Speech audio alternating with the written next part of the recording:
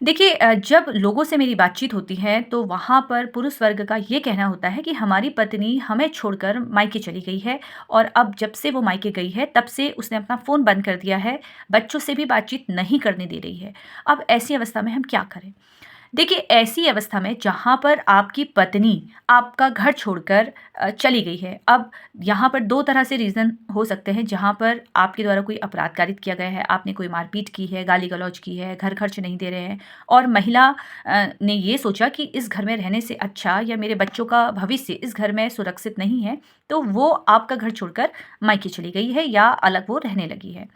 तो अगर आपके द्वारा कोई अपराध कारित किया गया है, जहाँ पर जिस तरह से मैंने बताया कि आपके द्वारा मारपीट हो रही है, घर खर्च नहीं दिया जा रहा है, तो ऐसी अवस्था में समझदारी यही है कि आप अपनी पत्नी से माफ़ी माँगिए और उन्हें घर वापसी के लिए बुलाइए। क्योंकि अगर मामला कोर्ट कचहरी तक आता है, तो ज़्यादा आपको दिक्कत का सामना करना पड़ सकता है। इसलिए ध्यान रखिए कि अगर मतभेद हुआ है, तो उसे पहले घर में ही सॉल्व करने की कोशिश कीजिए, पहला कारण। दूसरा कारण है जहाँ पर पति के द्वारा कोई भी अपराध कारित नहीं किया गया है, जहाँ पर पति की कोई गलती नहीं है, लेकिन पत्नी बार-बार उसे रोका-टोकी करती है, उसे उसके माता-पिता से अलग होने की कोशिश करती है, उसे हर बात में टॉर्चर किया जा रहा है, मानसिक हिंसा की जा रही है और यहाँ पर पत्नी अपनी बात को मनवाने के लिए अपने पति का घर छोड़कर मायके चली जाती है। अब ऐसी अवस्था में क्या पति को अपनी पत्नी से बातचीत करनी चाहिए जहाँ पर गलती पत्नी की है?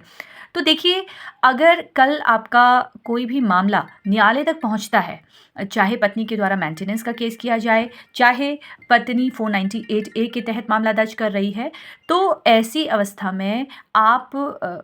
को पहले न्यायालय में ये साबित करना पड़ेगा कि आपके द्वारा उन्हें बार-बार मनाने की कोशिश की गई। आप उनके घर गए, उनसे बातचीत की है, आप अपने परिवार वालों के साथ उनके घर गए हैं। आपने बार-बार उनसे कहा कि भई आप घर आ जाइए, उसके बावजूद वो घर नहीं आ रही है।